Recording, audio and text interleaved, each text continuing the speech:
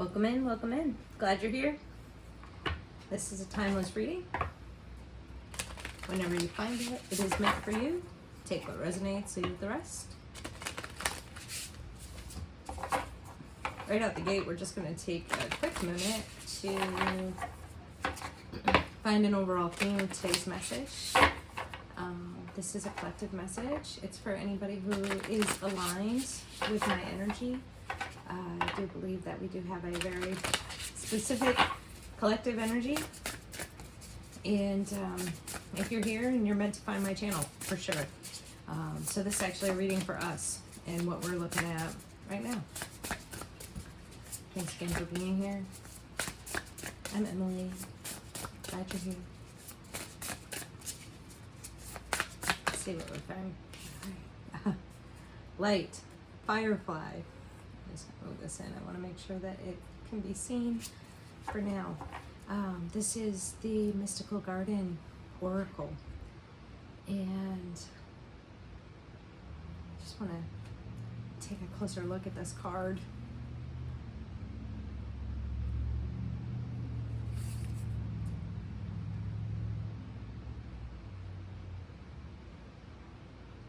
We are shining bright. It is the moment in what we need to shine right now. Before coming into this reading, I was asking Spirit what we're healing right now. And I think it's true for me, for many of us, that we're healing our authenticity, our ability to truly be who we are, and to be in our own energy, and to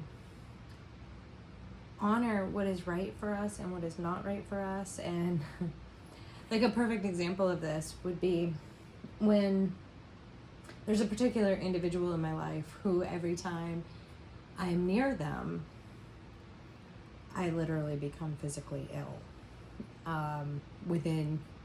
Usually within a few minutes of being around that person.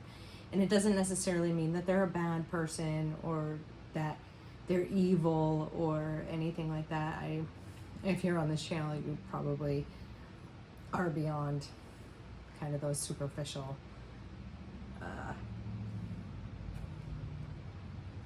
I'm not sure what the right word is, but my point is that it's a tell for me to know that that person is not healthy for me to be in my energy. And there are other people in my life who are like, oh, they're not that bad, or oh, they mean well. That's one of my favorites. They mean well. And that person actually, I'm not sure they do actually mean well. I think they mean to portray a specific persona, or they want people to think about them in a specific way, and so their energy or their behavior, not their energy, their behavior acts a certain way. Oh, so sorry. I was trying to use these earbuds, so if you heard it fall, I apologize. They don't really fit in my ears, but I was trying to use a different way to do a recording to make the sound better. So I apologize if there was a banging when that fell down. But we're going to do a tarot reading to look at exactly what it is that we need to be healing in this moment.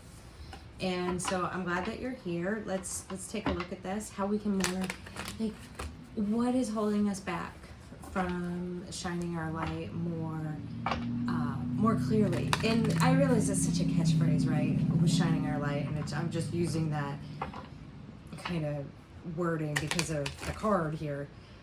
But what it's really about is being our more authentic selves. Not the self that wants to please others. Not the self that giggles all the way through a conversation because we're afraid of somebody not liking what we have to say. And not taking our own selves seriously. So calling in angels, guides, ancestors aligned with the I Am presence and our highest selves, my highest self, your highest self, the highest self of this particular collective. Archangel Michael for protection.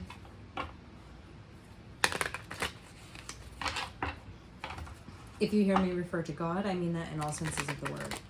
And that could be the universe, spirit, however, whatever it is that you believe in, that's a higher power greater than yourself.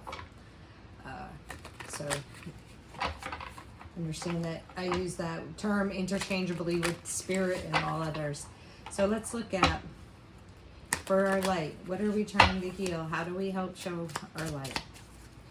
So spirit, the energy that we are in, this collective is in at present. What is that energy that we are presently in? Looking at our own energy. Let's get this quick clear. There we go. Oh, and how perfect. Ace of Cups. Now, I know that there's a lot of tarot readers that out there going, love is coming. It's your twin flame. Please, like, that's not how I read. This is, and here's actually a perfect example of being authentic to self, because, like, even in saying that, I am comparing myself to others.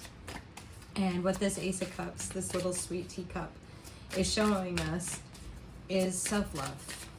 This is about love of spirit, like divine love, and and self-love. So we really need to be in an energy of loving self at this time. That's where we're being asked. What is the energy of others? You know what? I don't even think we're going there. Oh, we're gonna just do 5 cards right here. This is a story.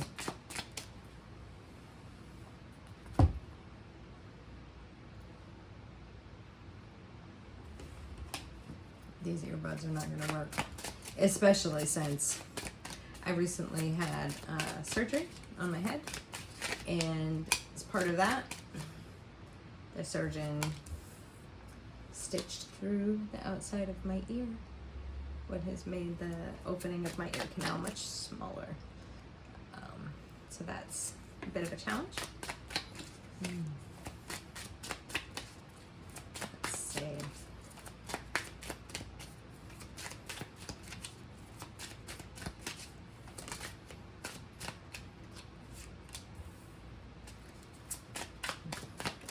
How do we overcome this energy here?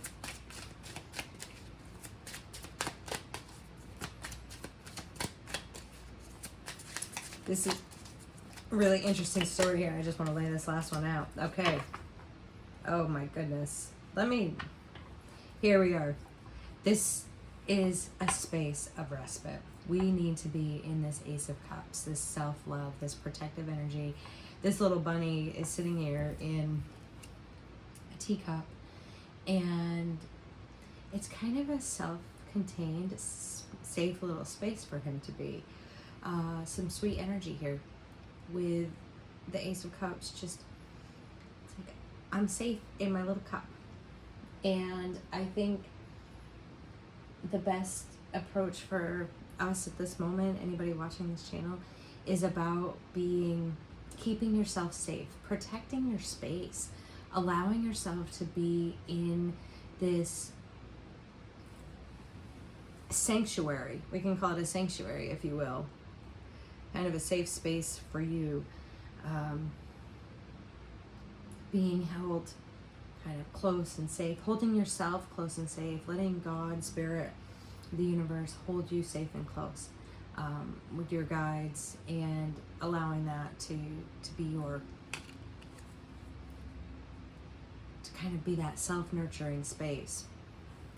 And the energies around, there may be this desire to, like, oh, I just want to go and do this thing with the Fool card here. I want to take a risk. And that can be some of this influencing energy, that it's like, I'm just gonna go and do this thing. And that may be how other people are actually perceiving you, as that you're going out there, you're taking this giant risk, and it's completely uncalculated, and you're just out there doing your thing, and you're probably going to get a little bit of pushback from that with this Five of Swords sitting here. This is like some anger, some how dare you think that you can do those things. Don't you see the state of the world right now? What was it in the news today? All over my Facebook feed was the couple that had climbed the Empire State Building and hung out a flag about love. And then I didn't see the whole story, just the snippets, right? But I'm sure there's a lot of people in the world right now that are just so angry that those two people decided that it was okay for them to climb to the top of the Empire State Building. And how dare they do that, especially to proclaim love? Like, don't they know, like, how terrible everything is right now? And I'm just saying that from a perspective that, is, hypothesizing a little bit that there's people out there, but that there's people out here. Here's the one thing about this particular card, which I do find interesting, is in it has a white flag. And a white flag is a flag of surrender. You don't want to surrender your energy in, like, not falling into people-pleasing habits. Another example of that would be yesterday I was journaling, and I was taking some time for myself to, like, commune with spirit. And I was on my lunch break, and just taking some time with my cards and with my journal and reflecting energy. And it was really important that I protect that space. And there was an outside influence that, not on purpose, but my phone was ringing, and I could have put the call on hold and called the person back. It wasn't a pressing issue, and I didn't do that. So I allowed others to invade my personal space and my personal time. And this card, again, we'll go back to the Ace of Cups. We really need to be in a place where we're protecting self, and where we're protecting that energy and holding that energy sacred, that self-protection, where we're really just going out there, being our true selves, and despite whatever comes at us, not really surrendering to it. And there will be, there's some competition, there's some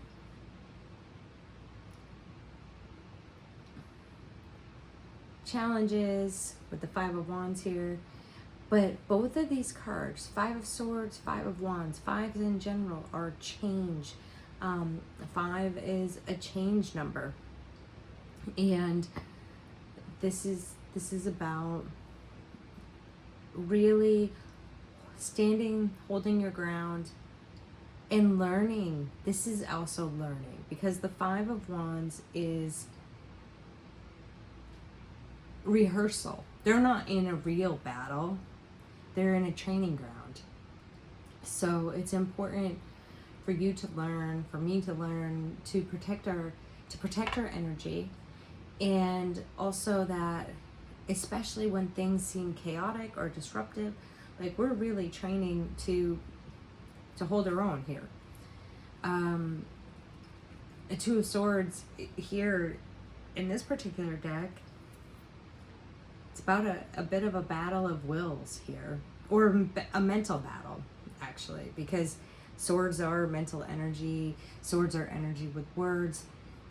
Being mindful that, holding a boundary here. These animals are holding their ground, and it's going to be imperative for us to hold our ground, to stand in our own light, stand in our own power, so that when the slightest bit of who do you think you are to be doing this? Who do you think you are that you just quit your job and you're just going to move across country and think that everybody else will be okay with that? Like, who do you think you are that you can just do that? Or you've been in corporate America, and I don't even want to play that story, but like,